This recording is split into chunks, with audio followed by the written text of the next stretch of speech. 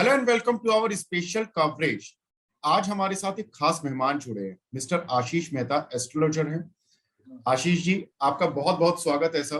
पिछले financial years में हमने बहुत कुछ देखा है और जिसका इम्पैक्ट हमें इस फाइनेंशियल ईयर में भी देखने के लिए मिल रहा है। पहले मैं ये जानना चाहता हूँ सर, ये वर्ल्ड वाइड बहुत सारी जियोपॉलिटिकल प्रॉब्लम्स चल रही हैं और इंडिया में भी इकोनॉमी को लेकर तो अच्छी कमेंट्स आ रहे हैं, लेकिन कभी चाइना ताइवान का प्रॉब्लम शुरू होता है, कभी चाइना इंडिया में जियोपॉलिटिकल।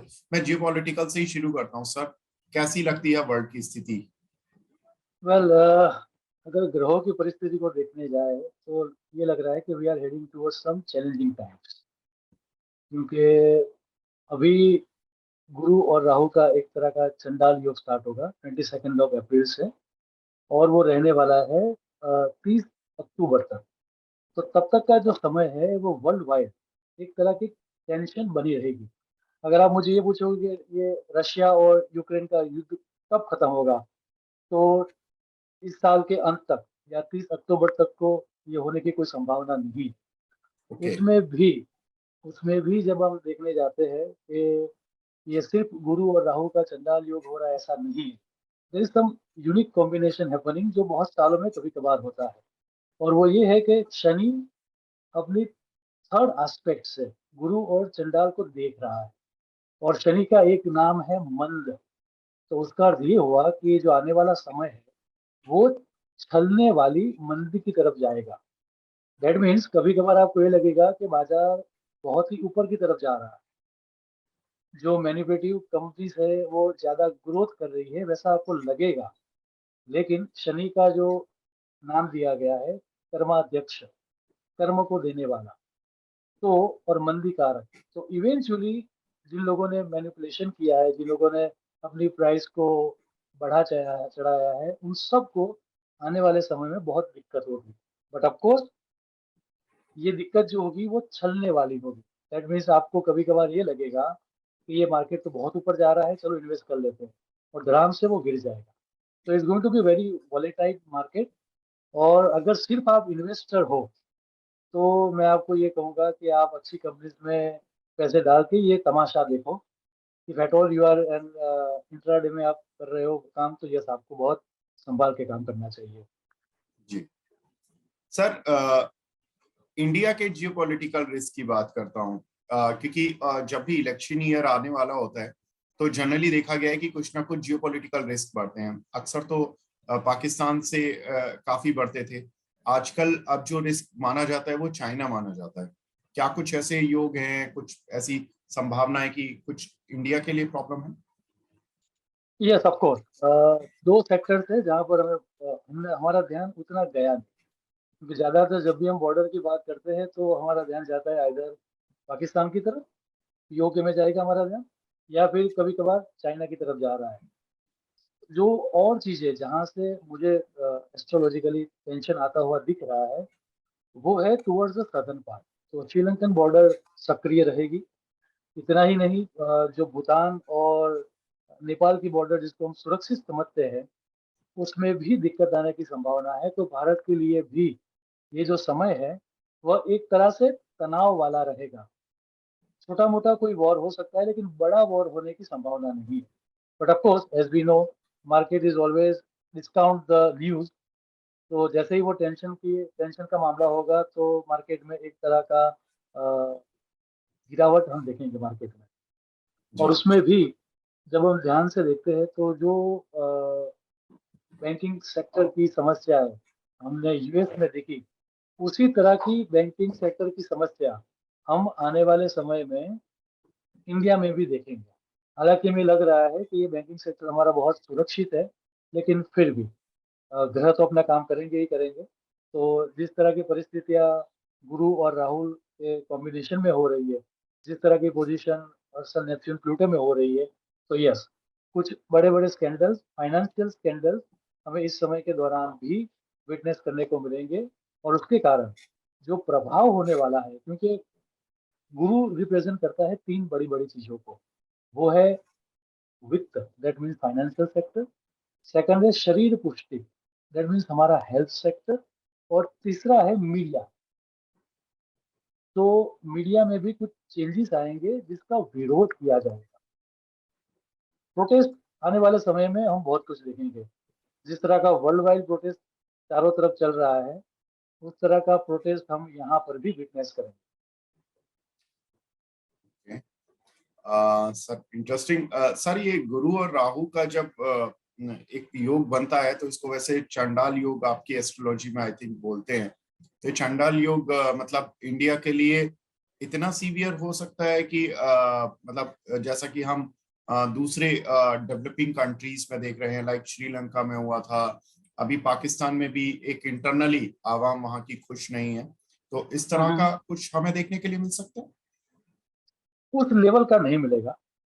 क्योंकि भारत की जो कुंडली है उस कुंडली के आधार पर ये गुरु और राहु का जो चंडाल योग है वो उस लेवल की फाइनेंशियल क्राइसिस नहीं दिखा रहा है जिस तरह की पाकिस्तान में हुई या जो श्रीलंका में हुई। लेकिन ऑफकोर्स ओवरऑल एक दबाव बना रहेगा, तो पिक्चर क्लियर नहीं होगा कि हम किस तरफ जा रहे हैं। लेकिन यस ऑफकोर्स पिक्चर जो है वो we are heading towards negative segment, that's for sure. Sir 2024 के इलेक्शन में किस पार्टी को आपको लगता है कि कौन सी पार्टी जीत सकती है?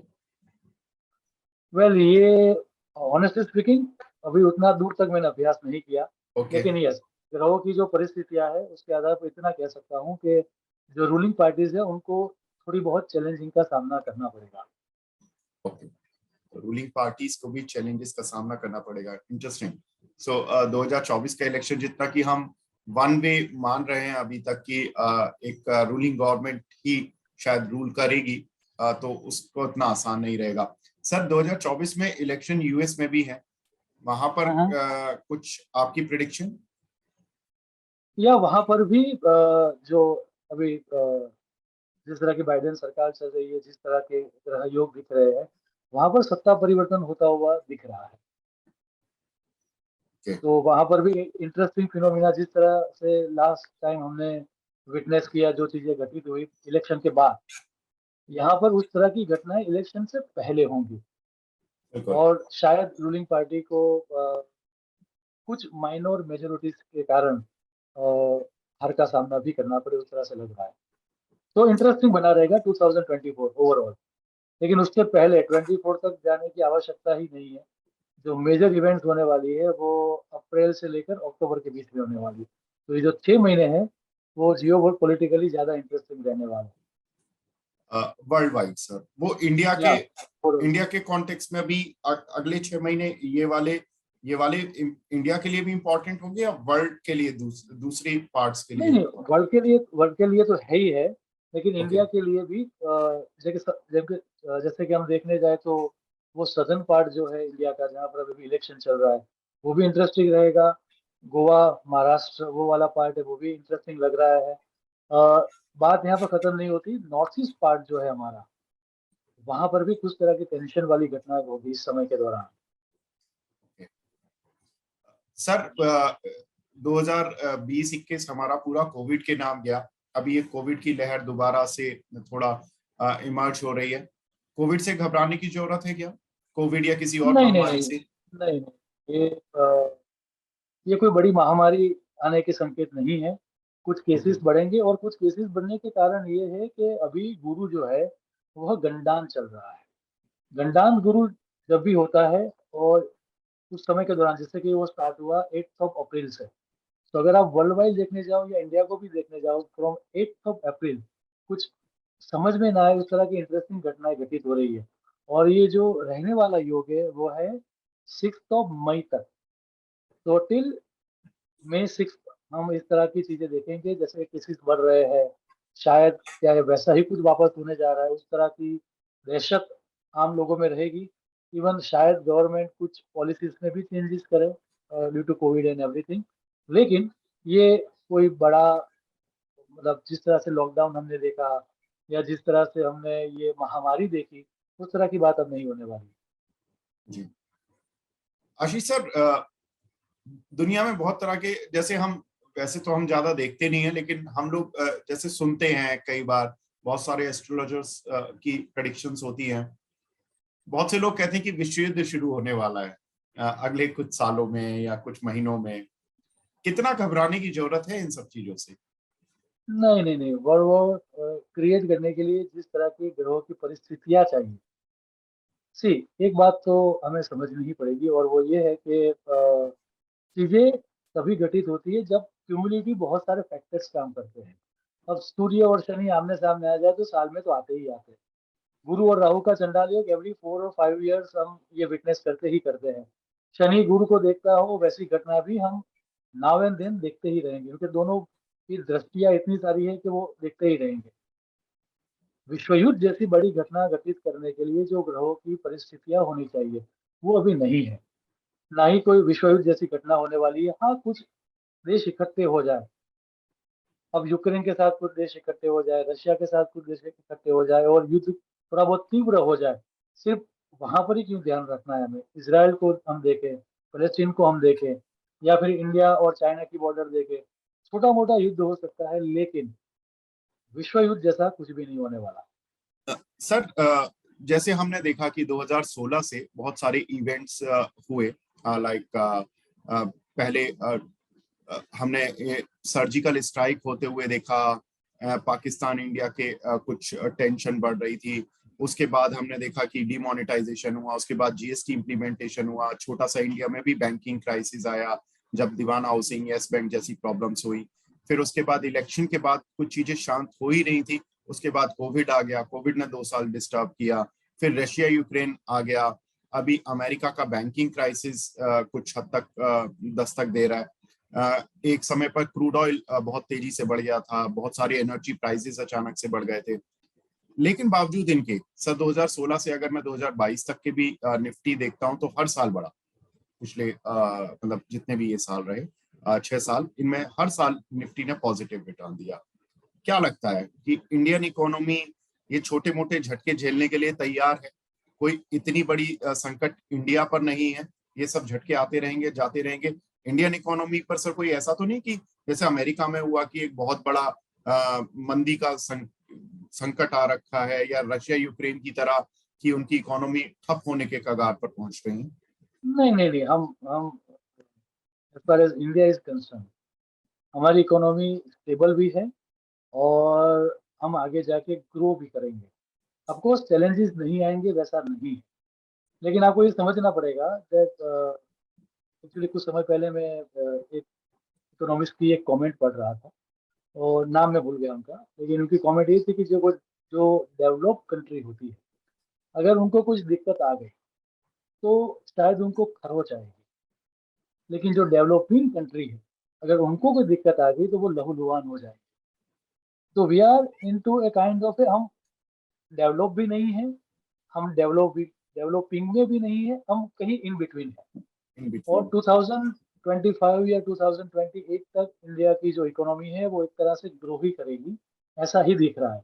सो इवेंचुअली हम ये दे सकते हैं कि शायद बीच में 3 महीने खराब हो गए, बीच में 6 महीने खराब हो गए, लेकिन अगर आप year two year, financial year two year Nifty का ग्राफ देखोगे तो आपको डेफिनेटली वो बढ़ता हुआ ही दिखेगा।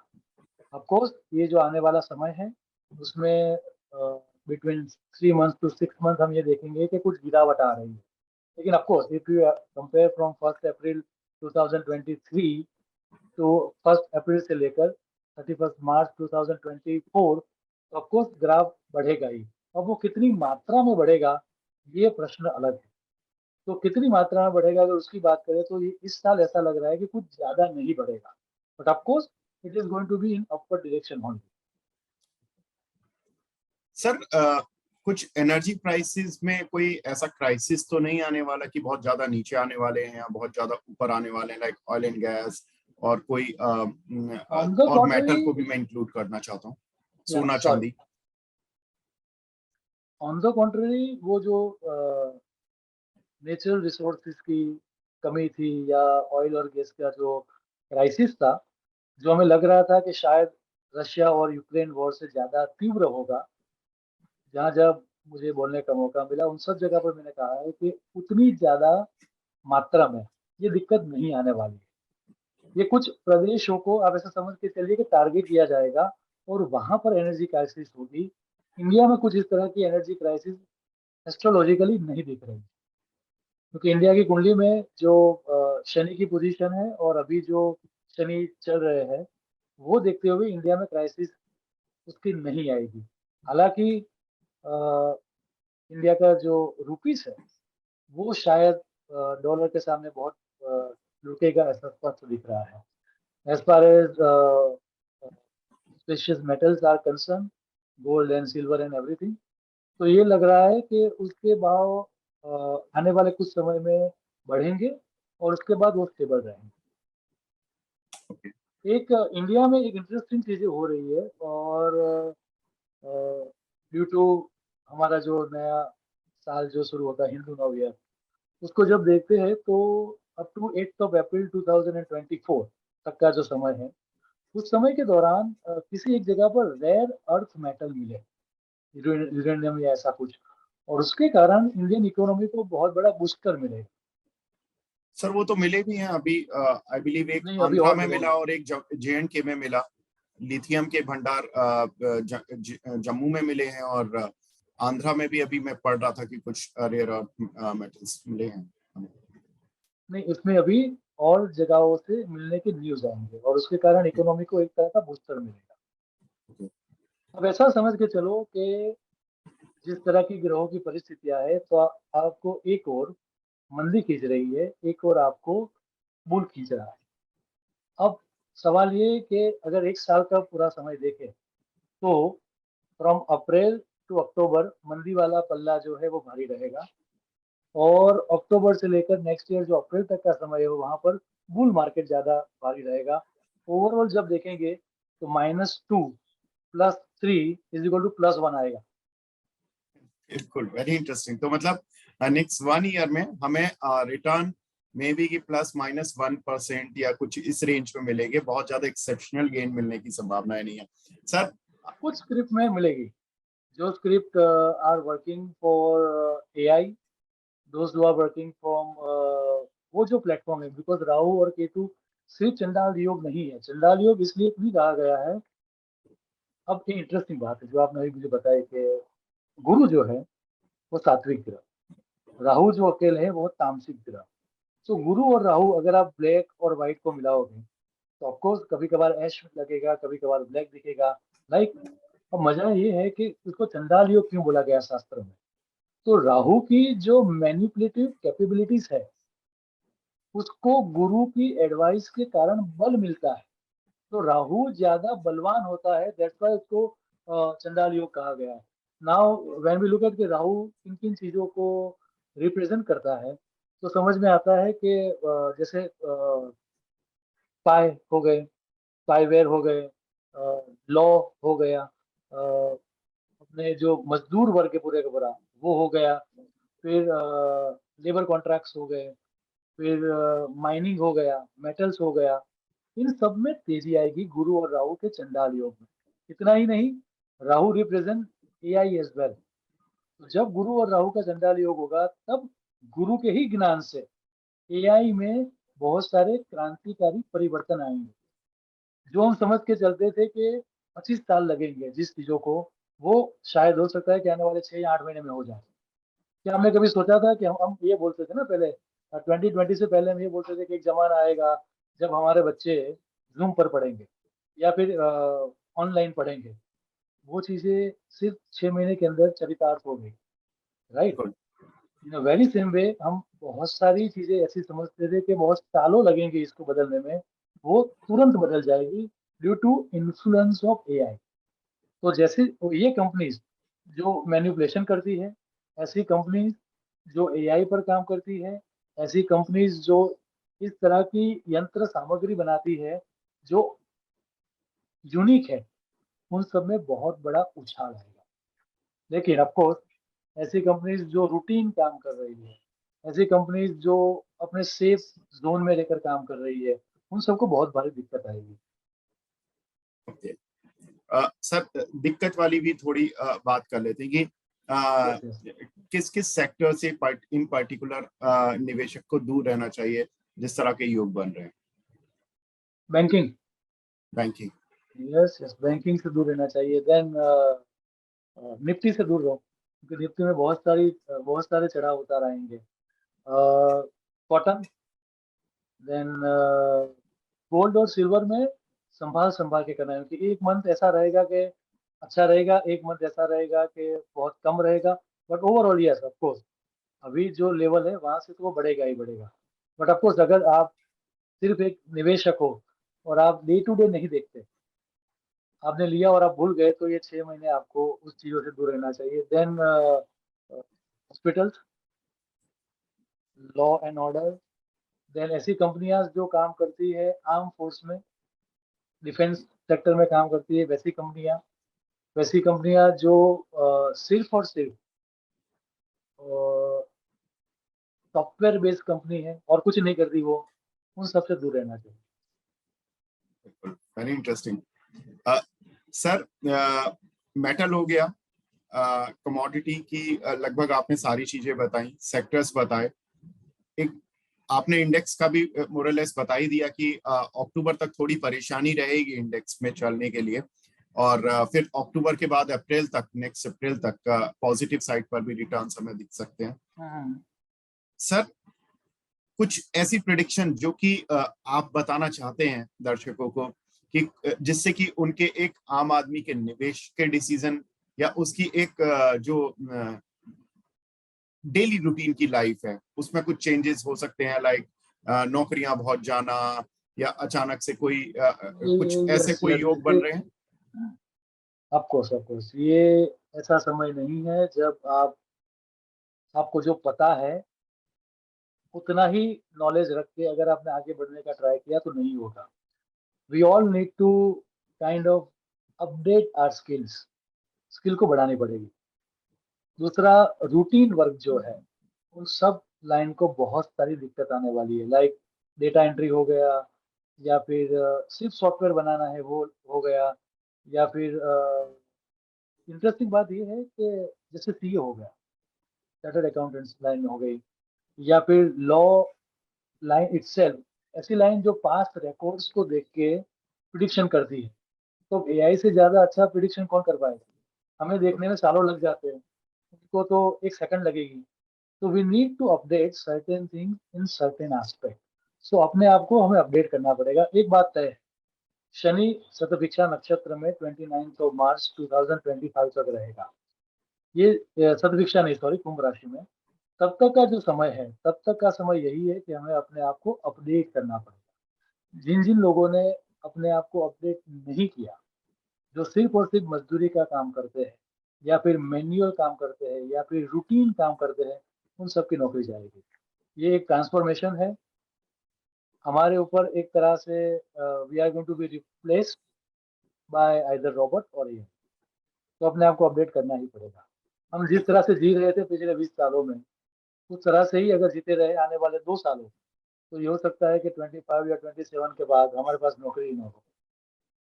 Interesting sir. लास्ट क्वेश्चन, ये रियल एस्टेट वाले जो निवेशक हैं या जो लोग घर लेने का सोच रहे हैं, क्या रियल एस्टेट के प्राइसेस जितने बड़े हैं, कुछ गिरने के डर तो नहीं है? भूकंप से कोई डरना तो नहीं है सर? नहीं, भूकंप आएगा। कुछ कुछ प्रांतों में भूकंप आते ही रहते हैं, every day, now and then. और उस तरह से भूकंप भी सर्टेन एरियाज में आएंगे। नॉर्दर्न रीजन ऑफ इंडिया और हिमालय एक तरह से एक्टिव रहने वाला है। सो वहां से जुड़े हुए जितने भी प्रांत हैं, वो सब प्रांतों में दिक्कत आ सकती है। गुजरात में भी दिक्कत आ सकती है, because something interesting is happening in the Antarctica. तो उसकी इफेक्ट गुजरात के बॉर्डर को भी होगी। तो कुछ कुछ प्रदेशों में डेफिनेटली ये दोनों एरियाज में भूकंप आएंगे। लेकिन रियल एस्टेट का जो मेजर करेक्शन है वो अभी आने वाले 1 या 2 सालों में नहीं लग रहा है। हाँ, स्लो डाउन हो सकता है, और जहाँ पर है वहाँ पर सस्टेन हो सकता है, लेकिन आप ये कहो कि करेक्शन आ जाए तो वो अभी नहीं दिख रहा है। करेक्शन आने के जो चांसेस है वो तब है जब 2028 के बाद, या बिटवीन 2025 टू 2028, जब शनि महाराज मीन राशि में होंगे, तब लैंड में करेक्शन आएगा। वेरी इंटरेस्टिंग सर, आपसे बात कर कर बहुत मजा आया और बहुत सारी चीजें पता चली। भविष्य को लेकर काफी कुछ अनुमान ही लगा सकते हैं हम लोग, और आपने लगाए। और जो अनुमान आपने बताए वो जो भी दर्शक हमारे सुन रहे हैं, शायद उनकी लाइफ को काफी एक सतर्क रहने के लिए कुछ महत्वपूर्ण योगदान दे सकते हैं। अगर हम देखें तो सर ने जो बताया इंटरेस्टिंग फैक्ट, मैं उनको समराइज कर देता हूँ। मार्केट्स जो पार्टिसिपेंट्स हैं उनके लिए इंपॉर्टेंट चीज कि जो मेटल हैं और कुछ एक जो कमोडिटीज हैं उनमें एक अच्छा सर्च देखने के लिए मिल सकता है। स्टॉक मार्केट के जो लोग हैं उनके लिए अगले 6 महीने अक्टूबर तक थोड़ा सा भी वॉलेटाइल रह सकता है नेगेटिव साइड पर, लेकिन उसके अगले 6 महीने यानी कि अक्टूबर से लेकर अप्रैल तक थोड़ा सा पॉजिटिव साइड पर रुझान आ सकता है। गवर्नमेंट फ्रंट पर देखें तो थोड़ी सी रूलिंग गवर्नमेंट के लिए चैलेंजेस आ सकते हैं। इलेक्शन से पहले यूएस में सत्ता परिवर्तन भी हो सकता है, तो उस चीज के लिए अपनी स्टॉक मार्केट की स्ट्रैटेजीज को थोड़ा ध्यान में रखें। साथ ही जियोपॉलिटिकल रिस्क जहां पर हम नहीं सोच रहे हैं वहां से इंडिया के लिए कुछ अराइज हो सकते हैं, लाइक छोटे छोटे जो कंट्रीज हैं नेपाल भूटान टाइप के, वहां से कुछ प्रॉब्लम्स इमर्ज हो सकती हैं, या श्रीलंका जैसे देशों से। साथ ही अगर देखें तो कोविड जैसी महामारी से अभी फिलहाल घबराने की जरूरत नहीं है। कुछ एक सेक्टर्स जहां पर आपको कॉशियस रहना है, इंपॉर्टेंटली आपको बैंकिंग और आईटी सॉफ्टवेयर कंपनी जो कि हार्डकोर सॉफ्टवेयर में है, लेकिन जो एआई से जुड़ी कंपनी है, आर्टिफिशियल इंटेलिजेंस या कुछ नए अपग्रेडेशन के साथ काम कर रही हैं, उनके लिए कुछ पॉजिटिव रुझान बनते हुए दिखाई दे सकता है। और वर्ल्ड वाइड कुछ ना कुछ अस्थिरता रह सकती है। वर्ल्ड वॉर के चांसेस अभी एज सच कुछ दिख नहीं रहे हैं। रशिया यूक्रेन युद्ध पर अभी समाप्त होने की भी दशाएं नहीं लग रही हैं। तो ये कुछ बहुत सारे इंपॉर्टेंट ट्रिगर्स जो कि हमने सर से बात किए और हमें जानकारी प्राप्त हुई, जिसकी जानकारी हम एक जो स्टॉक मार्केट के निवेशक होते हैं हर समय हम पढ़ते हैं या चाहते हैं कि इस तरह की नॉलेज हमें मिले, तो सर से मिली। सर बहुत बहुत शुक्रिया हमसे जुड़ने के लिए और हमारे दर्शकों को इस तरह की जानकारी अपडेट देने के लिए। Thank you. नमस्कार।